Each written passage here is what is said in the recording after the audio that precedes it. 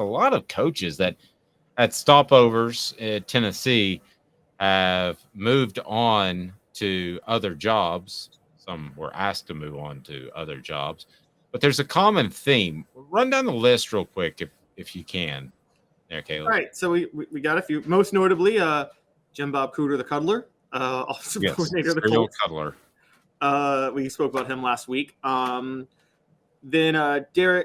Zach Kazani, who's been a receivers coach in the NFL since 2017 now, I think. He was Butch Jones's receivers coach, is now landed a job as the Jets receivers coach. For those who don't know, Zach Kazani was the one who found Antonio Brown when Antonio Brown was just a nobody in college at Central Michigan. And most notably to me is Derek Ansley, who's been named the defensive coordinator of the Chargers. Jeremy Pruitt hired Derek Ansley as his defensive coordinator in 2019 after he was the one calling the plays himself in 2018. I thought Derek Ansley actually did a relatively good job those 2 years, so congratulations to him. I don't know that he was as much implicated in everything going on, put it that way, as Jeremy Pruitt and Brian Niedermeyer were. What's the common theme? All were under fired head coaches. No, unless I missed one, they're all going to the NFL, right? Yes, they're all in the NFL. Okay. I don't think that's a coincidence. I was told by somebody who does a lot of scouting of coaches that a lot of these college coaches want to get to the NFL as quickly as possible because the transfer portal has made it so difficult, and also NIL has made it so difficult. So if that's the situation, if that's where you are, do you worry about Josh Heupel at some point going to the NFL? Here's why I would say no. Because even though I think he would be a great fit and do a great job, I think that right now he's so far ahead of the curve, and thank the Spire Group and all the collectives for helping him on the NIL, that he is way ahead of the curve in that regard. He's ahead of the curve offensively as well. And I don't think that changes unless there's some massive shift in the rules of college football. So while other coaches can't wait to get to the NFL to get away from this NIL and transfer portal stuff, Josh Heupel, as much as any coach in the nation, has accepted it, and I think is enjoying the fact that he can reap the rewards from what's going on in this current day and age of college football. So yeah, I think all those guys going to the NFL is a sign that coaches want to get to the NFL and away from college football. But in this particular case, I don't think you should be worried about Josh Heupel whatsoever. Yeah, but isn't there still a desire to see like if your offense would work in the NFL? That's what I feel like.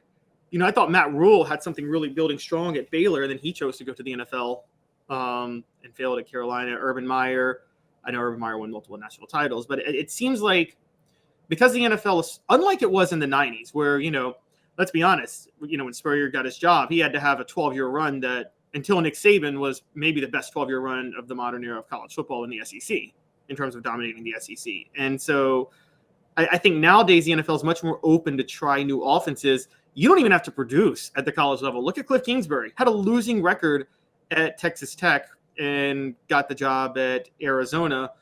Maybe that's because he was even more attractive than Tony Vitello, but I think that you see Josh Heupel's offense. You don't think, what happens when an NFL team comes calling and they question? I wonder. We know Tennessee can open up the checkbook for Josh Heupel. We know that.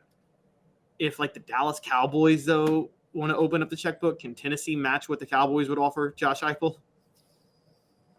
I just don't think it's going to be a money thing with him. I don't think he thinks like that. And I don't say that about a lot of coaches, but I don't think making 15 million as opposed to 10 is going to be a big factor in his decision. I've had jobs where I've made better money than other jobs, but did you enjoy one job more where you're better at one job? Yeah, I've seen that happen. And he's younger than me. He's in his early 40s, so I don't know if he has that sort of mindset yet. But other than the NFL, I can't imagine another job that he would want. And I will say this: I think that he does like molding young men. So while other coaches are jumping to the NFL and they can't wait, here he is with a perfect situation, and he has coaches that he's grooming through the system. So I don't think he's going to lose a lot of coaches to the NFL. He's got a firm hold on NIL and transfer portal. I just think it's the perfect fit. And his offense would not be as explosive in the NFL because of the rules about illegal blocking downfield. So I can't imagine, to be real honest with you, a better job than him. We talk about where Tennessee ranks as one of the top jobs. And I've said all along it's a top 15 job. Please hit the like button. We greatly appreciate that. Give us a thumbs up. Bring more people into the program. And I've said for a long time Tennessee's a top 15 job. For Josh Heupel, I think it's a number 1 job. I think with the Spire Group and with the collectives that are in place, with all the support he has, people historically would say Notre Dame or Southern Cal or Texas for more recruits or Florida for more recruits. I could go on and on and on. I don't think so. Given everything, I just don't see a job that Josh Heupel is a better fit in right now as of February 2023. I don't. So what about there were rumors when he was hired, and maybe you can enlighten me some, Dave, because I know you've covered him some even before now. There were rumors that Josh Heupel didn't like recruiting. Now, you're right. The work in recruiting is not, 20 years ago, if you were hired at Tennessee, you had to work a lot harder to recruit 20 years ago than you did at a lot of other schools. Yes. But you're right. Even Now, General Nealon used to talk about how he had to go outside the state and recruit by train. But yes, go ahead. Yeah. So it was, and I've heard majors talk about that too. I mean, it was probably recruiting at Tennessee was probably one of the most stressful things possible because you had to go all over the country. You couldn't just go in your backyard. I do think NIL changes that a little bit. Maybe you're right. Do you think Josh Heupel doesn't have to work as hard to recruit as maybe some other coaches do? Yes. I think it changes it a lot. And I don't know if those rumors were true that he didn't like to recruit, or it was just unknown if he could recruit at this level and recruit against Bama and Georgia. I don't know which is the case, but that was my question, if he could have success doing that. Nowadays, to some extent, okay, I got a loaner car because my car's been in the shop, all right? And it's got one of those, if you're coming up on somebody too fast, it'll kind of pump the brakes for you. It's got traction control and it's got all that stuff. I think that's the kind of car he's sitting in right now. I think that's the kind of car he's not sitting in a stick shift where he has to be mindful of getting off the clutch and not riding the clutch and all that. Pardon me for the analogy if it's a reach, Caleb, but I think he's sitting down in a vehicle that almost drives itself. So that's a big deal because so basically I thought maybe he would go to the NFL because he seems like someone who just wants to focus on the scheming and the working with the players. And you think he can do that at Tennessee without having to do all the exterior stuff that, handling, because other people are handling that basically. Yeah. I think as long as you sit down in the car and you give it some sort of effort, that car is going to guide itself.